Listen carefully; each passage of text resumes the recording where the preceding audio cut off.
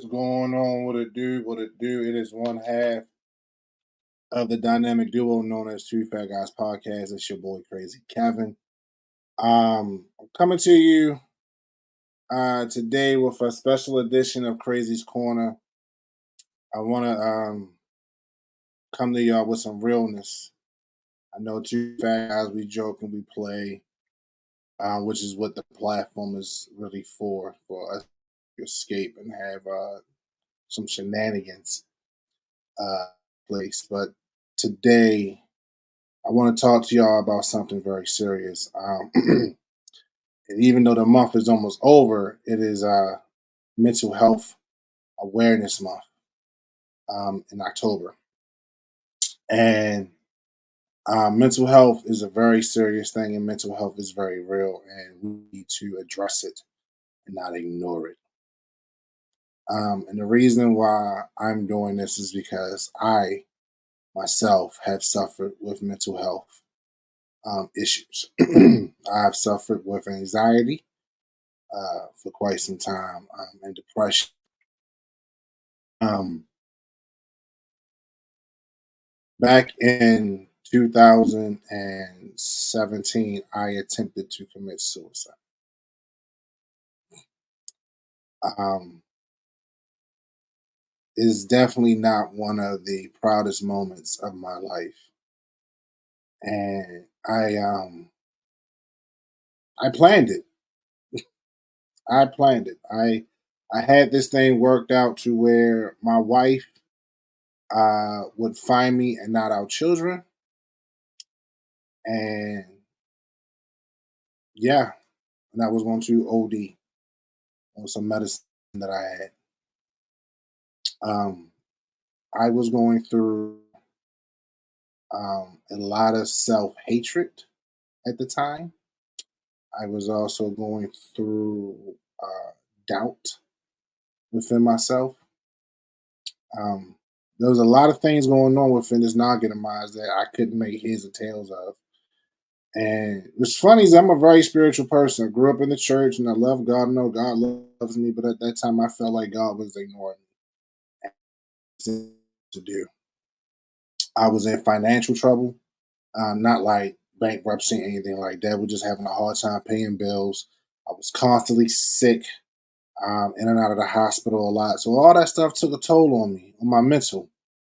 And in my mind, the best thing I can do for my family was to give them the money from my insurance policy. So I figured, hey, my kids and my wife would be better off financially if I wasn't here. That was my way of trying to fix the problem, and it wasn't going to fix the problem. It was actually going to make it much worse for them because now they would have to deal with the fact that their father, my wife's husband, is no longer here.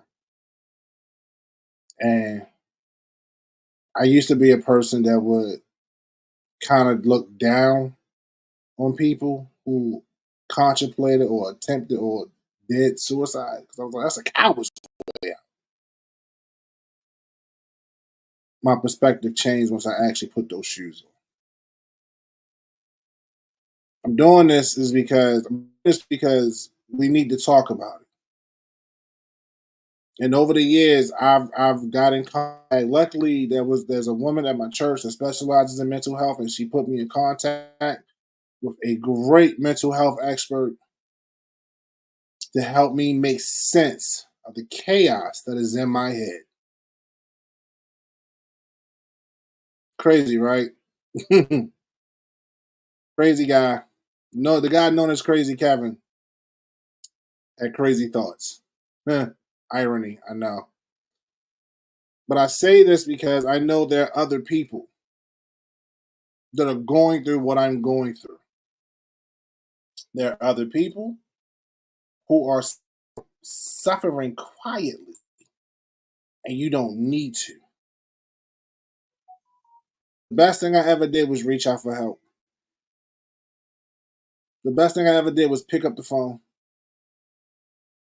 That was the best thing I ever could have done. My mental health expert, Lene, was God sent. So, and for me as a man, I used to say as a black man, but I realized it's not just black men, it's men, period. Because we are taught and raised to suppress your you keep pushing forward. You don't wear your heart on your sleeve. And that's wrong. So I'm telling you, one man to another, it's okay. It's okay to say, yo, I need help. Then don't ever let nobody tell you different. Because that was the stigma I was growing up with. That was the stigma I was living with. So one of the things I give this generation credit for is because they are very open with their mental health issues.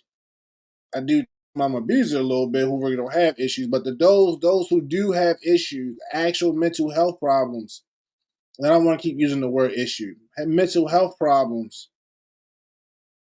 are getting the help that they need. And I pray that you get the help that you need.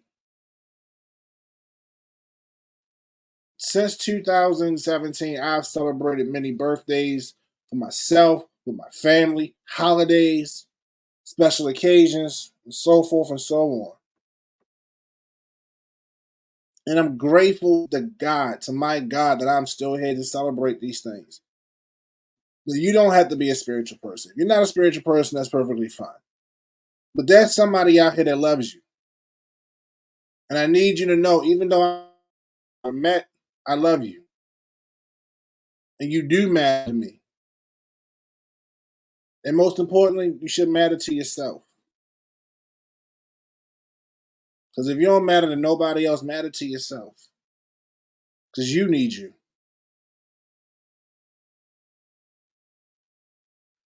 Yeah. I can't imagine what my family's life would have been like if I wasn't here. I don't want,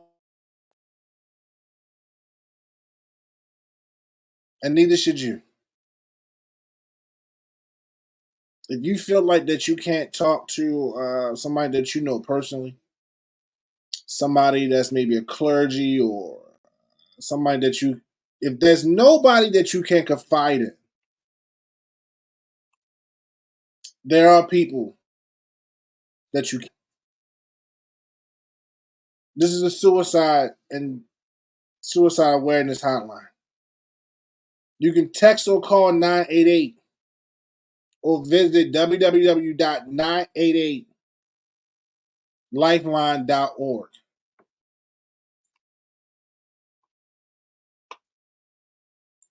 Reach out to them.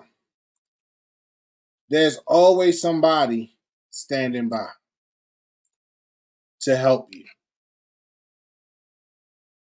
You can text or call 988 or visit www.988lifeline.org. Hell, if you want to reach out to me through our chat, our Facebook Messenger, that's fine. I will answer. I know how I feel to be on the other side. I know how I feel to not to have to talk to. Especially when you're the person that people always depend on, especially when you're the person people always call and get advice from you on how to fix a problem. And the reality is you can't fix your own problem. I know what it feels like to walk around with tears of a clown. Have a smile on your face, joking and playing, making other people laugh, having a great time. And on the inside, you are dying. You are crying for help. You just don't know how to. So reach out.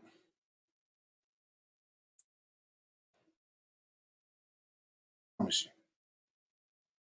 Thank you guys for taking this time and listen to me. And just know you do matter. Danny and I, we love you. We appreciate you. We all have our issues. We all have our problems. So let's get help together.